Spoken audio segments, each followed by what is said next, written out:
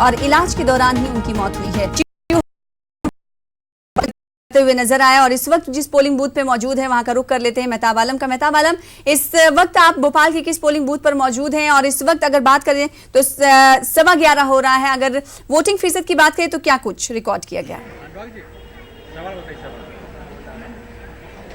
देखिए सना, अभी तक जो वोटिंग फीसद की बात करें कि यहाँ पर जो है ओवरऑल जो यहाँ पे परसेंटेज आए हैं वो जो है 18% है और भोपाल की बात करें तो यहाँ पे जो है 23% वोटिंग हो चुकी है। हमने तहजीब को बर्बाद करने की कोशिश कर रहे हैं, उनको निश्चित ही उनको शिकस्त मिलेगी। लेकिन यहाँ पे मेयर का इल्जाम कुछ और आपके खिलाफ है कि साहब इस तरह से हमारे जो है उनको काम नहीं करने दिया जा रहा है। मेयर साहब जब रात में सोते हैं तो उनको भी आरिफ अकील दिखता है, क्योंकि उनकी दाल निकल रही, उनकी पार्टी ने उनको रिजेक्ट कर दिया, वो टिकट मांग रहे थे, उनको वहां से हटा दिया, उनको टिकट नहीं दिया। तो और बोल रहे हैं, कमलनाथ जी ने कहा कि 15 दिन और झूठ बोल लो, उसके बाद क्या करोगे, उसके बाद बोल के बताएं।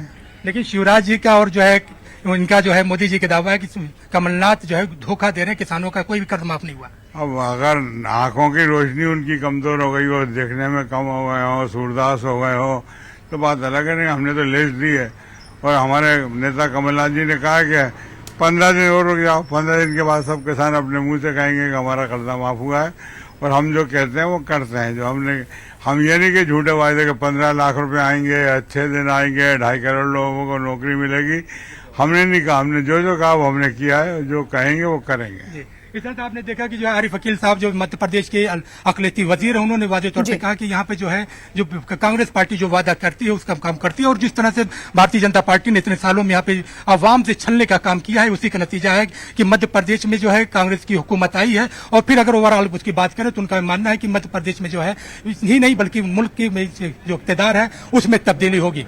जी मेहताब, जिस तरीके से भोपाल एक वीआईपी सीट मानी जा रही है और वैसे ही अगर गुना की बात करें तो गुना भी इसमें शामिल है। गुना से ज्योतिरादित्य सिंधिया इंतखाबी मैदान में हैं। 2002 से हम जानते हैं कि वो गुना को रिप्रेजेंट कर रहे हैं, उसकी नुमाइंदगी कर रहे हैं। ऐसे में गुना का सियासी समीकरण क्या कुछ कह रहा है? देखिए हम आपको बता दें कि इस बार आज जो है जो 8 पार्लिमानी सीटों पर वोट डाले जा रहे हैं मध्य प्रदेश की।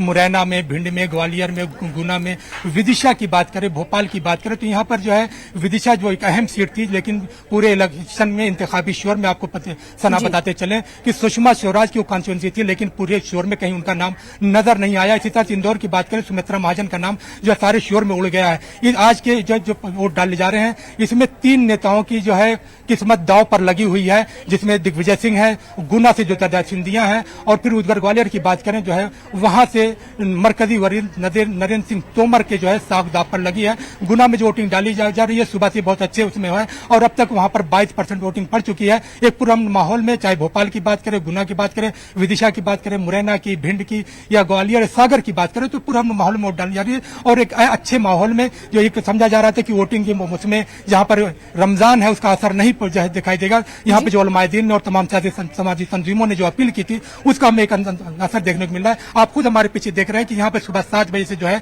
एक भीड़ हमें दिखाई दे रही है। चाहे इधर की बात करें, हम खवातीन की बात करें तो उसकी भी हमें एक तादाद देखने को मिल रही है। और यहाँ पर हम कुछ लोग जो है उन बात करेंगे कि जो है जो खवातीन जो घरों से बच्चे निकल कर आए हैं उनसे जानेंगे। जो है आपका नाम बताएं।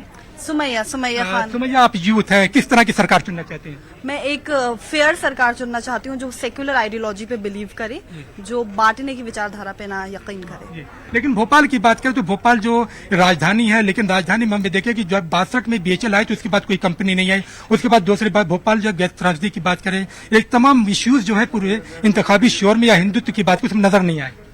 बिल्कुल, जो मेन मुद्दे हैं मुझे लगता है हर पार्टी के वो दूर रहते गए, जैसे कि अनएम्प्लॉयमेंट हो गया, हेल्थ फैसिलिटीज हो गया, इंडस्ट्रीज को लेकर हो गया। ये सारे मुद्दे हैं जो हम चाहते हैं यूथ जो इस कंट्री में, जो इस क्षेत्र में विकास के मुद्दे हैं वो जरूर आगे आए और नई गवर्नमेंट जो आए वो जरूर इसको